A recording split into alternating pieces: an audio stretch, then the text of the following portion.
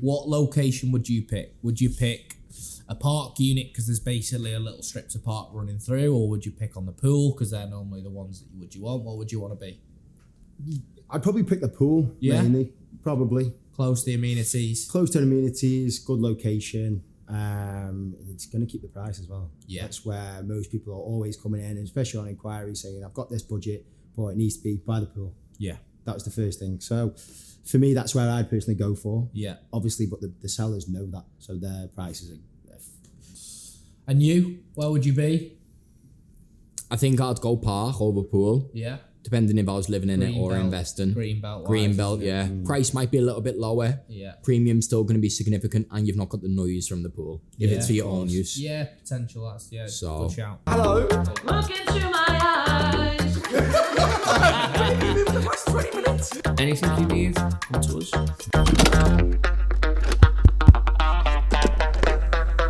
Hello and welcome to episode 5 of That Arabian Ranches podcast. I've got Aidan with me and Josh, new to the team. Happy New Year, everyone. We're now in 2024.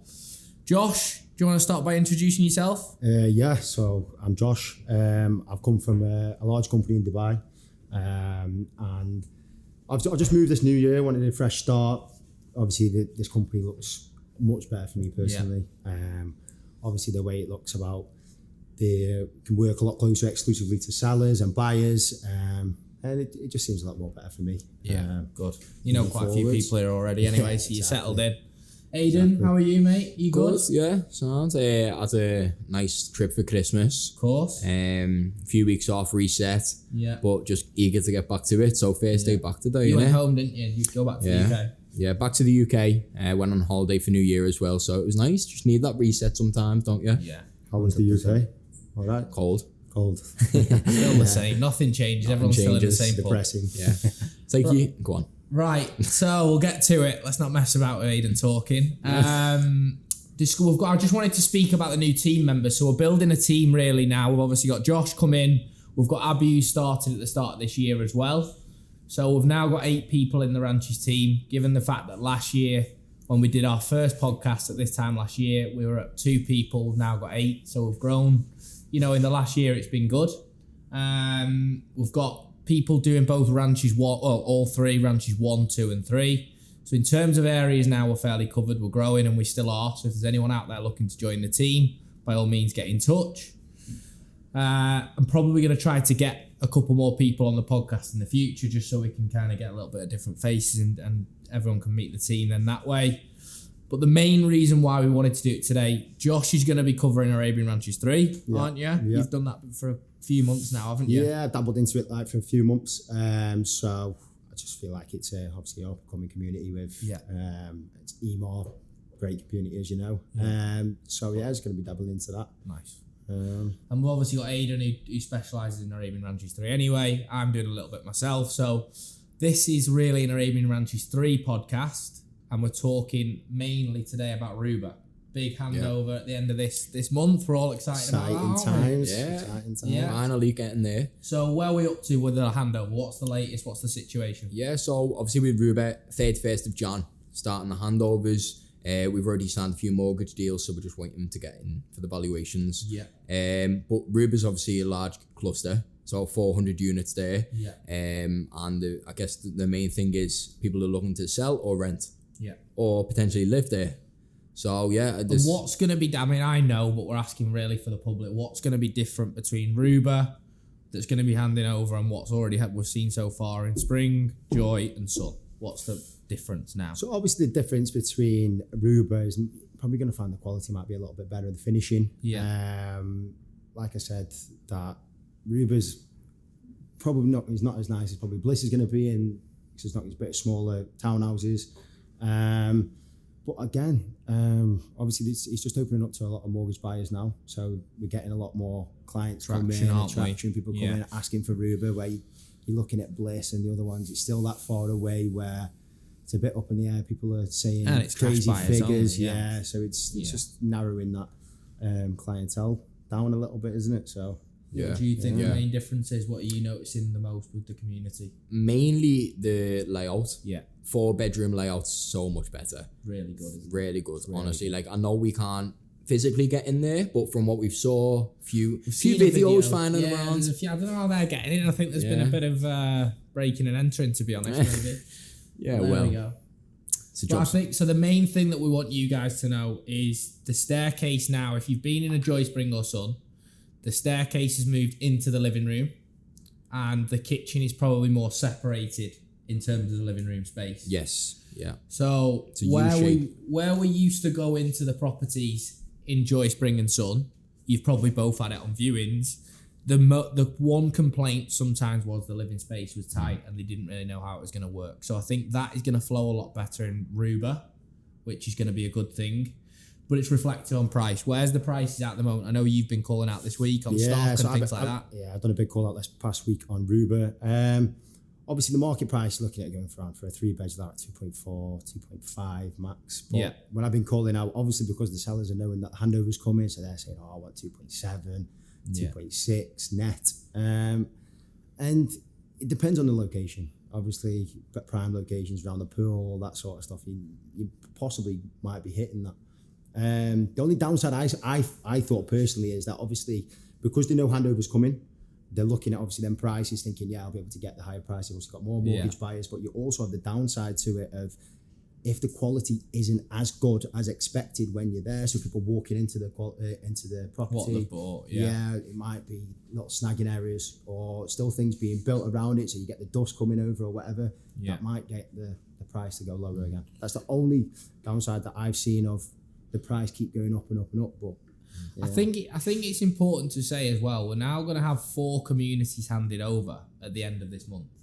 So when you're talking about the whole scale, when you put it on a map, I think you've done it on a TikTok as well. Yeah. Little plug for your TikTok there. Yeah. tag it on there. Now. Tag it down there. Just, I think realistically, we're now going to get to kind of probably a third, maybe Third of the whole master community. is Yeah. gonna hand it over. So we're not looking as like it's as much of what people are calling it, a building site and things like that now. So then we're going to be into Bliss and Kaya at the end of this year, which we'll talk about, in a bit of time. But I think Ruba's going to be the big one because the sizes and the layouts are a lot better. They're very similar to anyone listening to 4-bed Maples. That's what the layout's going to be in Dubai Hills. And when you look at price and compare them to 4-bed Maples, you're looking at the moment about $1.5 million dirhams less. So that's where your value is in terms of the community. Yeah. What situation, where are we physically up to now? So we're on the 8th of January today. Probably this will come out this week. Where do you think we're going to be up to with snagging? Is this going to be this month, any properties, or are we going to be What's the exact date? them? Is it 31st? 31st is the first handover. That's the official building completion. Yeah. So they won't start till the 1st of Feb. Okay. And as we saw with Sunjoy Spring, it took staggered. It took 3 or 4 months to get Sun over the line, and it was just constantly ongoing. Some was even going on till the end of this year, some of them. So it will be staggered, and I think the main thing is a lot of the buyers who are buying now, they're like, can you push and expedite my unit to be handed over? And I don't have the power to do that. We can push people within the handover team and try and do what we can. But from a buyer's point of view, they have to understand that snagging can be done. That's fine. But it will just be staggered over a certain amount of months. And also from a seller's point of view, the sellers who are selling in the market now, they are potentially better off selling before handover, not only because of the complaints that you might get from the viewings, but you are going to have a flood of units coming into market after handover. So most people's mindset when they buy off plan is to flip on handover. So selling prior to handover can be beneficial. I think it's also important to say as well, there's going to be a handover payment due. So when you get that handover notice, that's when the final 10% is going to be due. Yeah. Or is it 5%? It depends on the payment plan. I think it depends on the payment plan, but there's obviously going to be a 2-year post-handover payment plan on most properties. Some are 3 years. Yeah. And I think some are no handover. I know it's very different, but some of them are 50% on handover. Realistically, standard payment plan is 60-40, isn't it? Yeah. 2 years. So there's going to be another percentage due on handover. So yes, sellers are saying, well, no, let's wait until handover. But if you're willing to sell now, you're not going to have to make that final 5% payment. which could be in your own interest. So we might start now seeing people who haven't got that final 5%, get them out, we can release the cash into something else that they're receiving. I mean, more importantly, like there's 5%, there's 10%, but there could be 50% as well. So like it's 900,000 is 50% of the 3 beds and 50% of the 4 beds is around trying to do quick maths in my head here, about 1.2 million or something like that. I was trying to add it up. But yeah, more importantly, to sell to a mortgage client could be beneficial because the banks will loan the money, for that chunk that's still remaining. And even if there is a payment plan, he might offer the discount letter as well. I don't know if that's something that you've come across before. No, I mean, I've not. Well, I've done it myself with the discount, but I've not seen any massive mortgage buyers in the market. I know you've done a few deals. It's something I tried to steer clear away from just because it's a little bit of a longer process, but I know you've done a few and there's still a lot of mortgage buyers in the market as well. Probably important to say as well, we have a meeting every week, and it's been said this morning that the interest rates are now coming down. So at the end of this month, the Fed are going to be reducing interest rates for mortgages. So that again is probably going to boost property prices up, and it's going to bring more buyers back to the market. Yeah, 100%. So again, all these things are kind of putting us in a situation where if you were going to buy now, don't wait until 2-3 months down the line because it's only going to end up costing you more money. No, that's it. I mean, it's like the perfect situation for any buyer. Yeah. And for a seller as well, because if the price is going up, obviously the buyer's going to be coming in with the interest rate going lower. I tend to found as well. Go on, mate.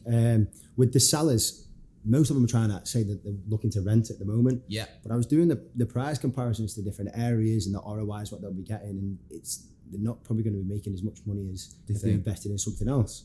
Like even just like investing into obviously Rubers, they're going for 150k rental. That's what they're being priced at, and the comparison to different areas for something with the same price. Like some areas you're looking in downtown, it comes to like 300k. Yeah. So if people are looking to rent, I think it's probably not the most stable area. I think it's mainly down to how long are you in it for. Yeah. Because right now they're 150k, but that's because it's like you were saying, it's a third, maybe probably a quarter complete. So ROI now is for short-term investors not the best, but when that whole community, the master community, is handed over, then rents will be higher. Like they'll be on the 180 for the. Do you know what I'm saying? Yeah. We're seeing exactly Elan and Talal 170 now, but that's not even ready yet. So as the community grows, it's going to be a 3-year project. Once it is handed over after like fully complete, then you are going to benefit from that. You're going to have a school. You're going to have like the shopping facilities, and the rents will increase. But it depends whether investors are in it for the short term, long term. A lot of them already made a big premium on the units as well. So I think that's what's important to say. I mean, I had this conversation with someone about Talal Gaff, and with Ranches 3 and both Talal Gaff, we've seen something that's probably very difficult to see. In 2 or 3 or 4 years since launch, people have made 100% or more on properties and premiums when they've only paid 60% of the payment plan. It's unheard of. It's literally unheard of. Mental. And then it becomes down to greed. And I actually had this conversation with a seller last night, to be honest myself, that you've already made 100% of what you've put in.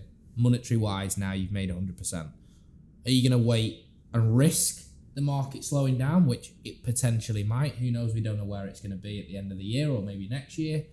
And then you've lost some of what you've gained because you've not actually made it until it's in your bank and it's in your pocket. Yeah. So I think now we need to see a level of you've made that money, get your money out of there and put it into something else, and where we can go and start making you even more money again.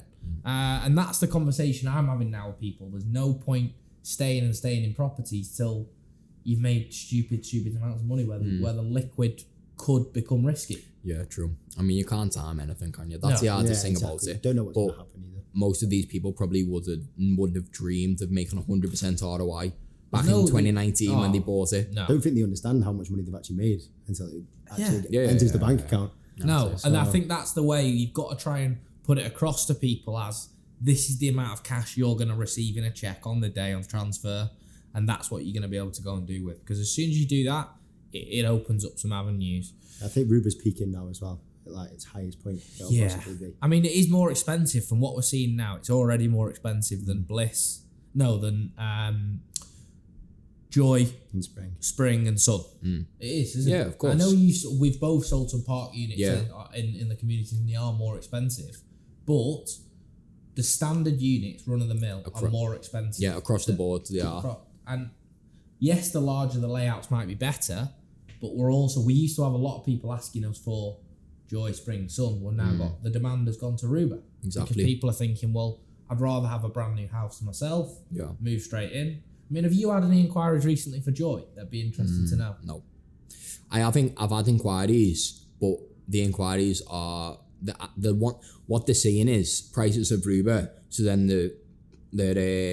like the backup is Joy, for example. So like I've had an inquiry for Ruba. Okay, can't afford the Ruba. Let's look at Joy. Yeah. You know what I mean? It's not really been many direct. Second best. Yeah, can't because it's smaller as well. Like the 3 beds are smaller. Yeah. But I think the plot size is important to mention.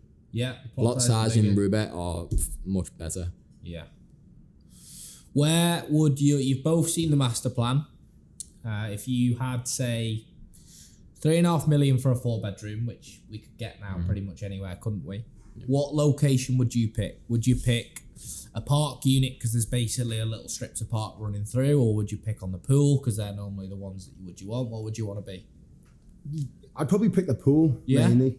Probably. Close to the amenities. Close to the amenities, good location. It's going to keep the price as well. Yeah. That's where most people are always coming in, especially on inquiry, saying, I've got this budget, but it needs to be by the pool. Yeah. That was the first thing. So for me, that's where I'd personally go for. Yeah. Obviously, but the sellers know that. So their prices are...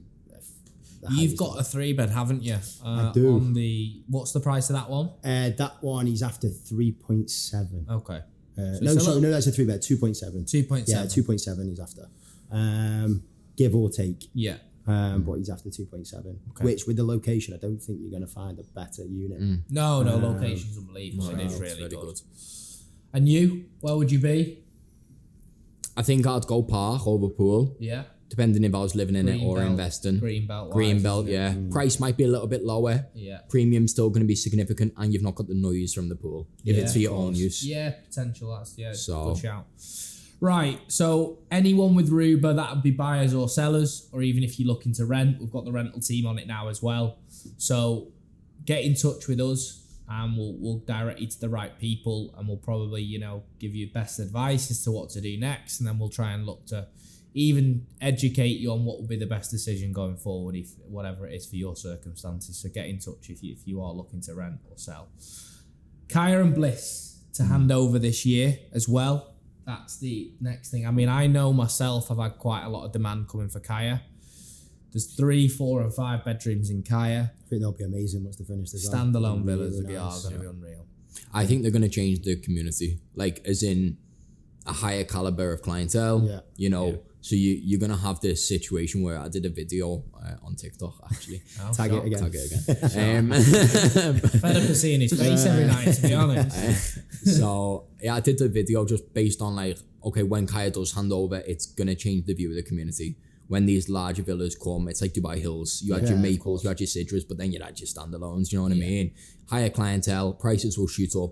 And then when the larger villas hand over, it actually increases the value of the smaller townhouses. I don't think people are realising that, to be honest. It's the same with Bliss. When the Bliss community comes in, it's going to be duplexes and triplexes, which are G+1 or G+2. And that's going to be a complete different dynamic of what we're seeing. So you're right. I think it'll boost prices in the whole community, which will benefit everybody. So don't just think, yes, you're buying at a high price now. There's still a lot of room to grow in the market, 100%. Definitely. I mean, you just look at what Imara launching the prices at. Yeah. Off-plan prices, 2.4, 2 for a 3-bed, you know what I mean? And for the 4 beds, they're launching at 3.2. Yeah. So you can compare the Kayas to actually the Sidras and Dubai Hills as well. Yeah. And the prices of what they've jumped to from when they first launched to what they are now. The quality on these, I personally think they're probably better at Kaya. Yeah. Just because it's a newer development, and they probably spent the things that they've done wrong in the past, they're probably going to correct, obviously, in the future. So for me, the investment there is going to be fantastic as well. Yeah. They make a lot of premium. Exciting to see. I think it's going to be a good year for Ranchu Street, to be honest. We're going to see a lot of little bits going on. Final question, 2 scenarios. I'll give you a different one each. Cash buyer got 2.5 to 3 million dirhams cash now. They're looking for a pure investment property. Would you put them into something so it's going to be, they want returns really on in the long term. They're going to keep something for 5 to 6 years. Would you put something into Ruba now, or hand it over community, Joyce, bring your son, and Ruba will throw into there? Or would you go completely off scale and go something that's due to hand over maybe next year or at the end of this year? Where would you be at? Without going into too much depth, Yeah. I mean, if you're buying already, yes, in 5 years, Yeah. You could look at, let's say, a Bliss 2. Bliss 2 is going to be December 25. Yeah. So you're looking at 2 years until handover. Some of them are selling close to OP. I mean, I've just been involved in a deal now. Yeah. That they are still close to OP. See, so exactly. So for you're benefiting investors, from a great deal. purposes, I mean, you've got to, but then take that price away from the 2 years rent that you could have been getting as well. Yeah. So you've got to weigh up them, you know, like 100%. 3 bed, you would be looking at 150, so that's 300k difference. I would personally go for a Bliss only because what I saw from what my sales in the last 12 months is that every cluster that's been 6 to 12 months coming up to the handover has absolutely boomed in price. Yeah. Rubas, I was selling 4 beds for 2.75 6 months ago. So that last 6 months, 3.3, 3.2. exactly, and it happened in Sun. Yeah. Same thing. Last 6 months before handover, they Well, we boomed. sold that one, didn't we? At 2.75, 2.8 was it? I think. Wait, Ruba. In Sun last In year. Sun last year was Last March. So last March we were selling Sun at 2.8. They're now selling 3.2. We sold part units for 3.6. So what we've seen in the last year, I did actually see one of your TikToks about it again. A little insert. Yeah. We've got to add it now at this point.